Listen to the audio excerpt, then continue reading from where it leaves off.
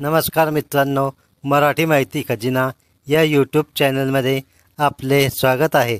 मित्रांनो, आजच्या व्हिडिओत आपण पाहत आहात एस टी प्रवास करणाऱ्या ज्येष्ठ नागरिकांचा मोफत प्रवास होणार बंद याविषयी सविस्तर माहिती आपण आजच्या व्हिडिओत पाहणार आहोत। तर पहा मित्रांनो, एस टीमध्ये प्रवास करणाऱ्या ज्येष्ठ नागरिकांना तसेच महिलांना मोफत प्रवास बंद होणार आहे। एस टी महामंडळाने गेल्या काही वर्षापासून अमृत योजनेद्वारे 75 वर्षावरील ज्येष्ठ नागरिकांना मोफत प्रवास योजना लागू केली होती। त्यानंतर मग 75 वर्षापेक्षा कमी वय असलेल्या महिलांना अर्ध्या तिकिटात प्रवास सुरू केला होता, परंतु या कॅटेगरीच्या लोकांना ही सवलत आता बंद करण्यात आलेली आहे। त्याचबरोबर काही नागरिक मतदान कार्ड व आधार कार्डवर वय वाढवून एस टी बसमध्ये फुकट प्रवास करतात। त्याचबरोबर अपंग नसतानाही अपंग प्रमाणपत्र काढून बरेच विद्यार्थी व ज्येष्ठ नागरिक सर्वच अपंग नसतानाही अपंग प्रमाणपत्र काढून 1/4 तिकिटाने प्रवास करतात। तर अशा सांगितलेल्या नागरिकांसाठी एस टी महामंडळाने कोणते नवीन नियम काढले आहे, कोणती कायदेशीर कारवाई त्यांच्यावर करण्यात येणार आहे याची माहिती घेण्याअगोदर तुम्ही जर या चॅनलवर पहिल्यांदा आला असाल तर चॅनल सबस्क्राईब करून ठेवा, बेल आयकॉन नक्की दाबा। अशाच सरकारी योजनांचे व्हिडिओ व नवीन अपडेट माहिती तुम्हाला या चॅनलवर मिळत राहील। तर पहा मित्रांनो, 75 वर्षावरील ज्येष्ठ नागरिकांना एस टी बसमध्ये फ्री प्रवास मिळत होता। त्याचबरोबर 75 वर्षावरील महिलांना देखील फ्रीमध्ये प्रवास दिला जात होता, परंतु आता या नवीन नियमानुसार काही महिलांना व ज्येष्ठ नागरिकांना आता हा लाभ दिला जाणार नाही। तर पहा मित्रांनो, 15 ऑगस्ट 2022 रोजी 75 वर्षावरील ज्येष्ठ नागरिकांना मोफत प्रवास सवलत देण्यात आली होती। त्यानंतर 17 मार्च 2023मध्ये अर्थसंकल्पामध्ये एस टीच्या प्रवासात सरसकट 50% सूट जाहीर करण्यात आली।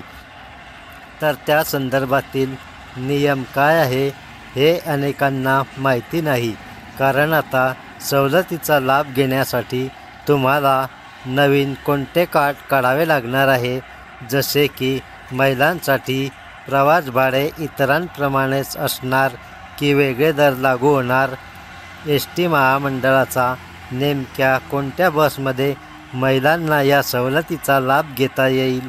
तर लक्षात ठेवा, 50% सवलत कोणत्या बससाठी आहे, तसेच काही ज्येष्ठ नागरिकांचं वय 75 वर्ष पूर्ण झालेले नाही, परंतु ते फ्रीमध्ये प्रवास करतात, अशा नागरिकांसाठी कोणते नवीन नियम लागू झालेले आहे, कोणते नियम काढण्यात आलेले आहे, अशा सर्व प्रश्नांची उत्तरे आपण आजच्या व्हिडिओच्या माध्यमातून जाणून घेणार आहोत। महिला दिनानिमित्त राज्याचे मुख्यमंत्री यांनी महिलांना खूप मोठे बक्षीस दिले, ते म्हणजे राज्यातील सर्व महिलांना लहानापासून तर मोठ्यापर्यंत एस टीच्या तिकिटात सरसकट 50% सूट दिली होती। ही योजना म्हणजे महिला सन्मान योजना या नावाने राबविली जाते, म्हणून या योजनेची अंमलबजावणी 17 मार्च 2023मध्ये करण्यात आली। ही सवलत एस टीच्या सर्व बससाठी लागू करण्यात आली, त्यामुळे महिलांमध्ये अतिशय आनंद निर्माण झाला। तसेच 5 ते 15 वर्षाच्या मुलींना अगोदरप्रमाणे 50% सवलत मिळते। त्याचबरोबर 75 वर्षाखालच्या महिलांना 50% सवलत देण्यात आली आहे आणि 75 वर्षावरील ज्येष्ठ नागरिकांना ही सवलत 100% मिळत होती। तर 75 वर्षावरील ज्येष्ठ नागरिकांना मोफत प्रवास करताना वयाचा पुरावा म्हणून आपल्यासोबत आधार कार्ड ठेवणे बंधनकारक करण्यात आले. त्यानंतर त्यांचं वय 75 वर्ष असेल तरच मोफत प्रवास सुविधा दिली जाते. अनेक प्रवासी वय नसतानाही वय वाढलेले खोटे आधार कार्ड दाखवून मोफत प्रवासाचा लाभ घेतात आणि एस.टी. महामंडळाची फसवणूक करतात. परंतु आता अशा लाभार्थ्यांना ओरिजिनल आधार कार्ड बसमधील वाहकांना दाखविणे गरजेचे आहे. जर कोणी डुप्लिकेट आधार कार्ड दाखवित असेल, डुप्लिकेट मतदान कार्ड दाखवत असेल तर अशा ज्येष्ठ नागरिकांना रीतसर तिकीट काढून प्रवास करावा लागेल. तर महिलांना प्रवास करताना कोणतेही डॉक्युमेंट जवळ ठेवण्याची गरज नाही, कारण की त्यांना सरसकट 50% सवलत मिळालेली आहे. तसेच 50%च्या सवलतीमध्ये महिला फक्त महाराष्ट्राच्या आतमध्येच प्रवास करू शकतात. महाराष्ट्राच्या बाहेर 50% सवलत चालणार नाही. त्यांना 100% तिकीट काढूनच प्रवास करावा लागणार आहे.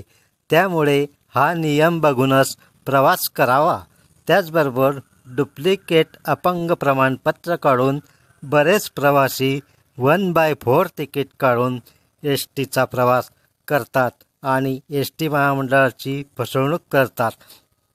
तर अशा लाभार्थ्यांसाठी एस.टी. महामंडळाकडून नवीन नियम लागू करण्यात आलेले आहे. बनावट अपंग प्रमाणपत्र काढून अपंगांचा लाभ घेणे किंवा तसा प्रयत्न करणाऱ्यास 6 महिने ते 5 वर्ष शिक्षेची तरतूद आहे. तसेच 10,000 ते 5 लाखापर्यंत दंडाची तरतूद द्यावी लागणार आहे.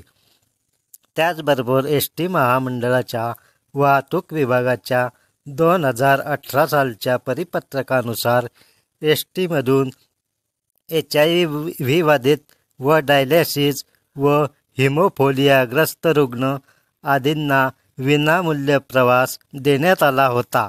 आता या घटकांना निमआराम किंवा आराम या बस सेवेतून मोफत प्रवास करता येणार नाही. या रुग्णांना एस.टीच्या केवळ साध्या बसमधून विनामूल्य प्रवास करता येणार आहे. त्यामुळे फक्त अशाच नागरिकांना एस.टी प्रवास काही बसमधून बंद करण्यात आलेला आहे. तर मित्रांनो, हा व्हिडिओ जर तुम्हाला आवडला असेल, माहिती महत्त्वपूर्ण वाटली असेल तर चॅनल आता सबस्क्राईब करून ठेवा. बेल आयकॉन नक्की दाबा, म्हणजे असेच महत्त्वपूर्ण व्हिडिओ यापुढेही तुम्हाला मिळत राहतील. धन्यवाद. जय हिंद, जय महाराष्ट्र.